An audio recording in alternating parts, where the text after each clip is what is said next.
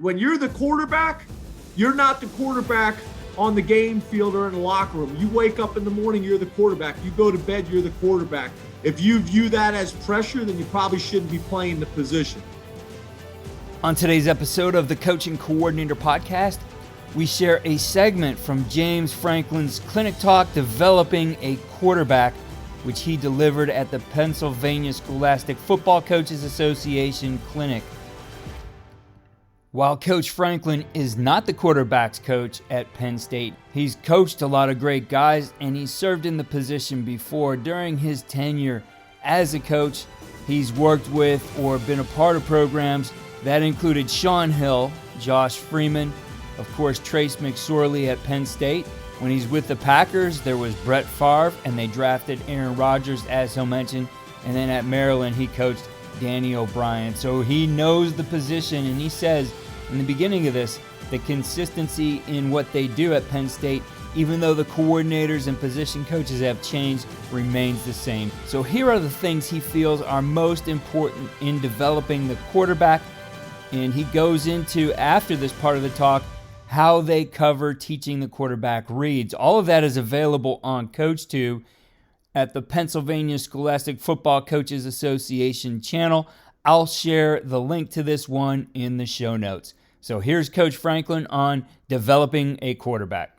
So obviously, we love quotes, try to start all of our meetings out with quotes. We have quotes throughout our building as well. Try not to have too many. I think you have to be careful when you got too many messages. It could be confusing to the players. What's the important messages? Give of yourself completely, ask for nothing in return, and success shall be yours. Great quote that we love and use all the time. Developing the quarterback the Nittany Lion way, stuff that we believe in that really hasn't changed no matter who's been our coordinator or quarterbacks coach. Some of our manuals get into some drills, talk about obviously success being in the details of whether you're playing the quarterback position or any other position on your field. Now, I've been fortunate to be around some pretty good quarterbacks. When I was the offensive coordinator and quarterback coach at Kansas State, we recruited and coached a young man by the name of Josh Freeman, who went on to be a college All-American, was a first-round draft choice. Shaun Hill, when I was with the University of Maryland, Shaun ended up playing 15 years in the NFL. I was fortunate enough to be with the Green Bay Packers as the wide receivers coach when Brett Favre was our quarterback. That was the same year that we drafted Aaron Rodgers, so I was there for Aaron's rookie year as well. And then when I was the offensive coordinator at the University of Maryland, Danny O'Brien was my quarterback there. He was a freshman All-American, was the ACC Rookie of the Year, who we recruited and coached. And then I think obviously you guys are all familiar with Trace McSorley, 6'0" quarterback. We were the only school to offer him as a quarterback. We actually originally offered him as a safety at Vanderbilt. And all Trace did was come and win, and is now, everybody said he wouldn't be able to play in the NFL as well, and is now with the Baltimore Ravens and have already seen some game time as well and doing some good things. So we're super proud of him. We talk about kind of the job responsibility. Coaches, our job to teach, critique, and demand. Teach fundamentals, technique, and the schematics. Demand proper preparation and attention to detail. Criticism or discipline is very important that they understand it's not meant to punish, but rather to correct or improve something that is preventing better results. That's all we're trying to do. We're trying to create better results. The only goal of criticism or discipline is for improvement.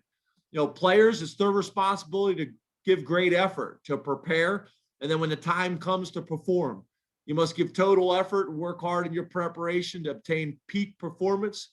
Study yourself and your opponent, which is critical. You got to be very honest with yourself, what your strengths and weaknesses are, and you must be able to do the same thing for your opponents. Know what to do, how to do it, and what to expect. Preparation has got to be a way of life. It's got to be a way of life.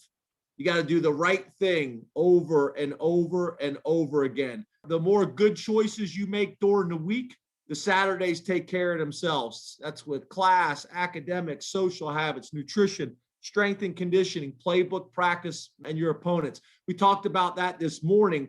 Everybody wants success. Everybody wants success.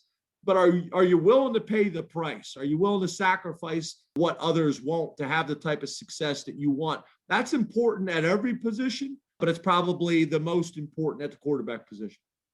Now, I love this quote by John Wooten: "The basics, attention to, and perfection of tiny details that might be commonly overlooked are the difference between champions and near champions." So all the things that we notice as coaches that the common fan or media member has no idea, whether it's stance and start or false steps or all those little things that are going to allow your guy to be successful at every position. That's a great quote to talk about those details.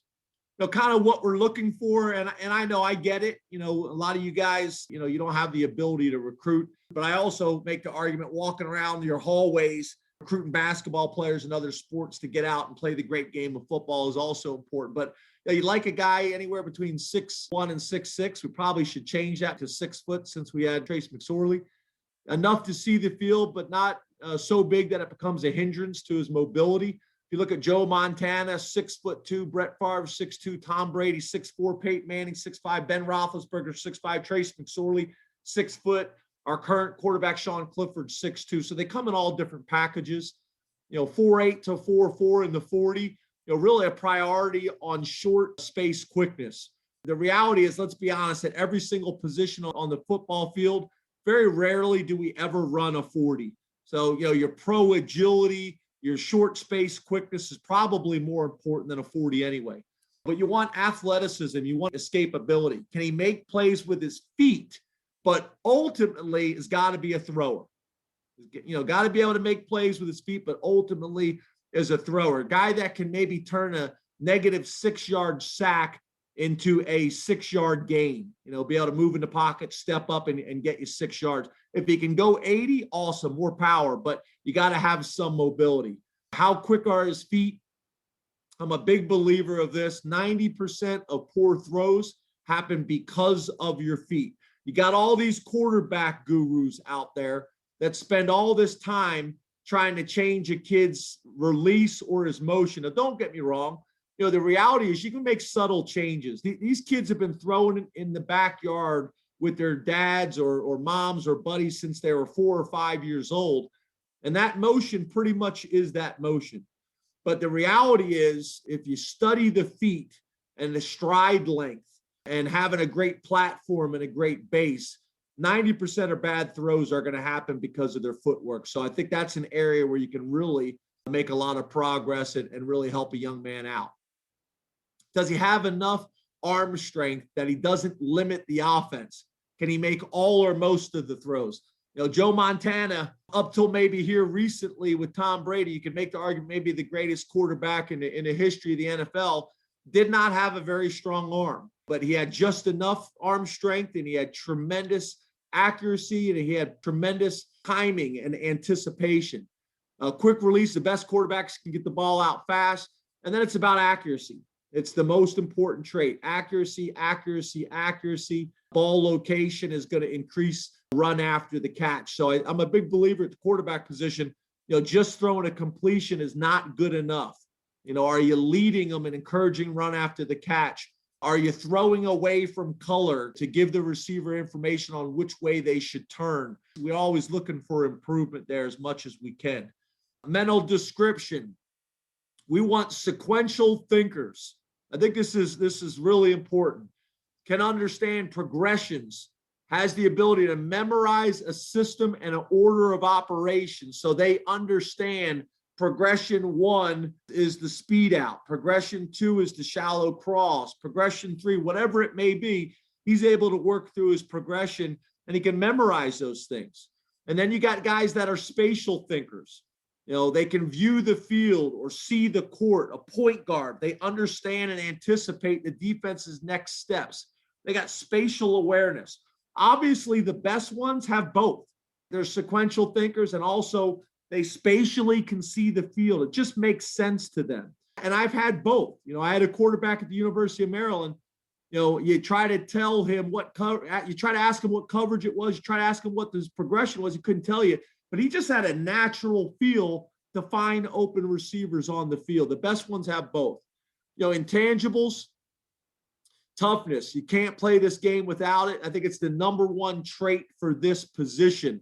And I think that's something that's overlooked.